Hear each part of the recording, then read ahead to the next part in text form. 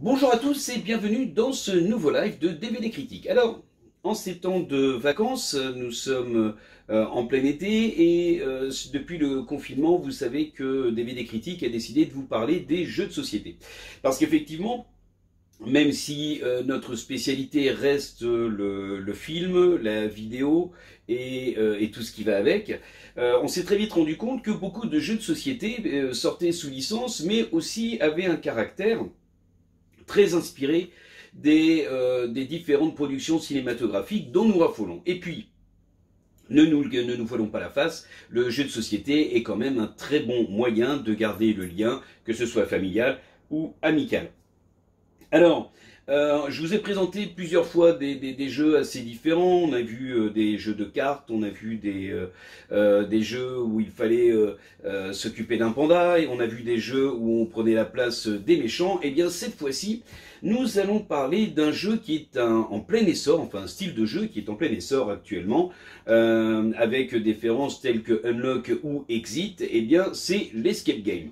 Et c'est l'éditeur Lifestyle qui a sorti un nouvel opus qui s'appelle Escape from the Asylum. Alors, autant le dire tout de suite, nous ne sommes pas dans un escape game des plus faciles. C'est pas forcément non plus celui que nous estimons le plus réussi. Pourquoi? Parce que c'est un escape game particulièrement compliqué. Il faut avoir quand même certaines notions en maths, il faut avoir une certaine logique. Alors vous me direz, c'est le principe même de l'escape game, sauf que Escape from the Asylum a quand même un défaut majeur, c'est que certaines de ces énigmes sont particulièrement compliquées et elles vont vous laisser facilement 20 à 30 minutes sur le carreau à essayer de comprendre jusqu'où sont allés les auteurs. Alors c'est un jeu qui a été imaginé par des auteurs russes et dont le visuel est absolument magnifique. Vous voyez, vous avez d'abord une petite carte qui représente le bâtiment dont vous devez vous échapper, parce que à l'intérieur vous allez chaque histoire, il y a une dizaine d'histoires d'environ 60 minutes, et chacune de ces histoires vous fait incarner un personnage qui doit absolument s'échapper de l'asile dans lequel il a été enfermé contre son gré. À l'intérieur, on va retrouver de la même manière que sur les autres escape games du genre Unlock ou Exit, on va retrouver des petites cartes comme ceci, dans lesquelles on va vous raconter une histoire, puisque par contre c'est l'intérêt de ce jeu Escape from the Asylum qui est vraiment très écrit, très narratif. On est dans une histoire qui est passionnante, captivante, avec des rebondissements réguliers. Attention, la plupart des histoires se font en deux parties, c'est-à-dire que vous avez deux boîtes à l'intérieur du jeu, et souvent dans la première boîte vous avez la première partie. Si vous voulez terminer une seule histoire, eh bien il faut aller dans la deuxième boîte. Vous avez donc ces petites cartes dans lesquelles il y a l'histoire qui est écrite, et à la fin on vous demande soit d'aller chercher une nouvelle carte, soit d'aller chercher une enveloppe. Alors l'enveloppe, elle se présente comme ceci. Alors, je vais essayer d'en prendre une qui soit, voilà, qui soit un petit peu plus, voilà, avec moins de petits pièges dessus. Voilà, par exemple, vous avez cette enveloppe-ci. Sur la petite carte que l'on vous donne ici, on vous dit, bah, n'ouvrez pas l'enveloppe. Donc ça veut dire qu'il va falloir regarder, observer toute cette enveloppe et se dire, il y a quelque chose qui doit débloquer l'ouverture de la porte. Le problème il est là, c'est qu'en fait quasiment à chaque enveloppe ou à chaque porte, il faut trouver un code à 4 chiffres. Et ce code à 4 chiffres, il n'est pas forcément abordable du premier coup, et souvent les énigmes se révèlent assez complexes. D'ailleurs, j'invite tout le monde à aller vérifier sur internet, car sur ce jeu-là, il y a une coquille, une énigme qui est irréalisable parce qu'il y a une erreur dans l'édition. Donc il y a un erratum qui est disponible sur le site du jeu Escape from the Asylum. Voilà, donc une fois que vous avez regardé l'enveloppe, et que vous avez résolu l'énigme, elle correspond à une carte. Donc là vous voyez qu'on est complètement sur le système de l'escape game classique. Eh bien vous allez pouvoir soit ouvrir l'enveloppe, soit avancer dans votre quête. Vous avez également à l'intérieur donc cette fiche de temps. Alors moi je vous invite là, je l'ai fait sur celle-ci, je vous invite quand même à le faire sur un papier et sur un crayon à part, avec un crayon à part, pardon.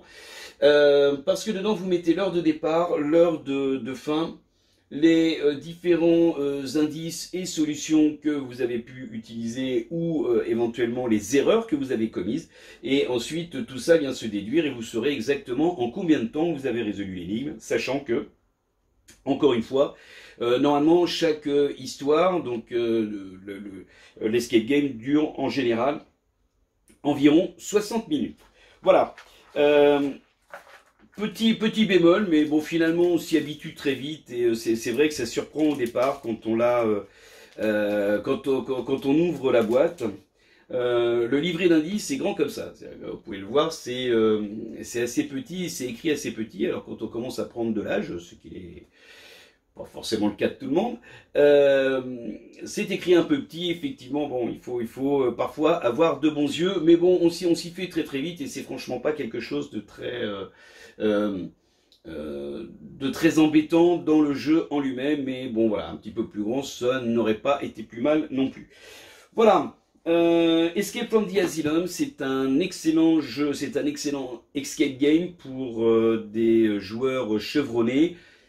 Seul bémol, c'est qu'à vouloir jouer l'excellence, on a un visuel qui est très beau, on a des histoires qui sont très très bien construites, mais à vouloir jouer l'excellence, on se retrouve avec des énigmes qui sont parfois très difficiles et qui peuvent laisser sur le carreau, comme je disais au début, 20 à 30 minutes, c'est un peu long et ça peut lasser très très rapidement, surtout quand les énigmes s'enchaînent comme ça à un rythme assez soutenu. Voilà, ça c'était pour Escape from the Asylum. Maintenant on va passer à un tout petit jeu qui est distribué, enfin qui a été créé par Banquise Édition et qui est distribué par BlackRock Games. Et c'est Yokai. Alors Yokai, c'est un petit jeu de mémoire, c'est un jeu de cartes, sur lequel on va avoir à réunir. Alors c'est un jeu coopératif. J'essaie de ne pas me tromper ce coup-ci, parce que la dernière fois, mon ami Damien m'a fait la remarque, attention, c'est un jeu coopératif, on n'est pas contre le jeu, on est tous à jouer ensemble pour arriver à une mission commune, un petit peu dans le même principe que The Crew. Ici, il va falloir réunir les yokai. Alors les yokai, ce sont des familles de personnages, voilà, avec différentes couleurs. Et le principe, ça se présente comme un jeu de mémoire, c'est-à-dire qu'on va avoir 4 rangées de 4 cartes, évidemment mélangées. À chaque tour, on va devoir regarder 2 cartes et en déplacer une des 2 que nous avons regardées, et ensuite dévoiler ou utiliser un indice. Alors, les indices, ils sont comme ceci, c'est-à-dire avec des couleurs qui permettent d'indiquer en fait les yokai tels qu'on a commencé à les placer, puisqu'en fait le jeu est coopératif, ça veut dire qu'on est tous ensemble à réunir tous les yokai de la même couleur, toutes les familles de yokai dans un seul et même espace, sur une même ligne, sur une même, dans un même carré, sous une même forme. Attention, il y a évidemment des règles. Le jeu, ça prend très très vite, en 1 minute de temps, on a maîtrisé le jeu. Après, il y a différentes variantes qui viennent s'y rajouter. Et le jeu, plus on est nombreux, et plus le jeu devient drôle et captivant.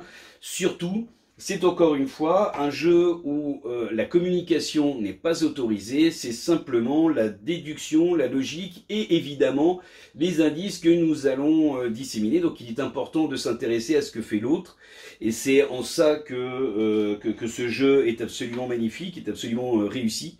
Un jeu coopératif inventif qui effectivement pousse la coopération au maximum. C'est le même principe que certains jeux que l'on peut trouver dans le même style, comme Anabi par exemple. Voilà. Dans notre prochaine vidéo, je vous parlerai d'un autre jeu qui s'appelle Fabulia et qui est un jeu pour enfants. Ça, ce sera pour la semaine prochaine. Et puis, j'espère aussi d'ici là pouvoir vous parler de nouveautés, que ce soit en vidéo ou au cinéma. Voilà, à très bientôt. N'oubliez pas d'aimer cette vidéo, de la partager et puis d'aller sur notre site dvdcritique.com pour voir les critiques complètes de ces jeux de société et puis évidemment pour voir tous nos tests et nos jeux vidéo. Voilà, à très bientôt.